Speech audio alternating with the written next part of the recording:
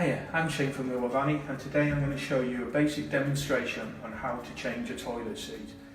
First off, you do need a few simple tools, probably like a Phillips screwdriver, in some cases a flat-headed screwdriver, and maybe something to grip the nuts on the back of the toilet. There is a variation of design, so what you use and what you need depends on that. It is worth noting that there is different shapes as well. This one's a D-shaped seat. Obviously it ain't going to look quite right on that type of toilet because that is oval in design. So with that in mind, we're going to use this seat.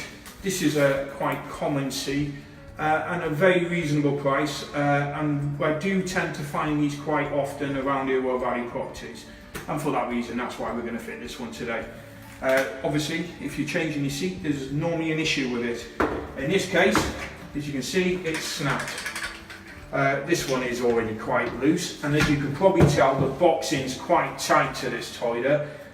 So for demonstration purposes, it's probably quite a good idea because it's not the most easiest one to fit because of the tight amount of space. But nevertheless, we all have to come across these issues and get over them one way or another. So you need to get your hands at the back, undo the nut. If it's really tight, using something like these are just a set of grips. Undo the nuts. Obviously that's the snap part there. Disregard that. Toilet seat off. Now obviously fitting your new one. This is a standard wooden seat as mentioned, and it also has these adjustable fixings here. It's very common that these seats come loose, and most people will try and tighten them from underneath. But pointless really, because what tends to happen is this screw here comes loose and it means that this moves about. So it doesn't matter how much you tighten the bottom, if that screw is loose, your seat is not going to be secure. But just well worth noting. Here's your fixings. Very basic, just some threads. You can sight them in two different positions, most likely to go here in the centre.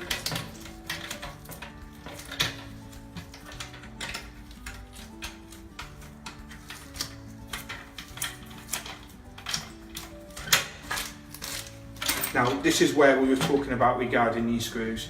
You need to position these hinges to suit with the design of your toilet. So probably the best way of doing this, figure eight, is get it into place, adjust it somewhat, so now you know roughly where your line's up there, and then you get your screwdriver and you tighten the back up. Nice and tight.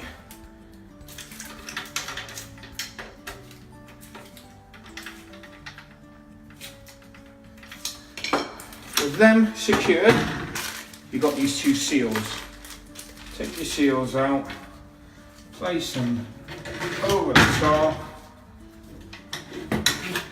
place the seat onto the toilet pan.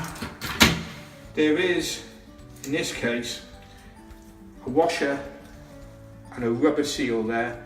That's just because this being quite a fragile item, you don't want to put too much pressure and compression on it. You want to get that underneath. It's tricky this, particularly when you've got limited space. You get your butterfly nut here onto the fully tight to the top on both sides, making sure the toilet's secure. Obviously there's a bit of movement regarding the hinges there, but as you can see that bottom part is tight. Well done.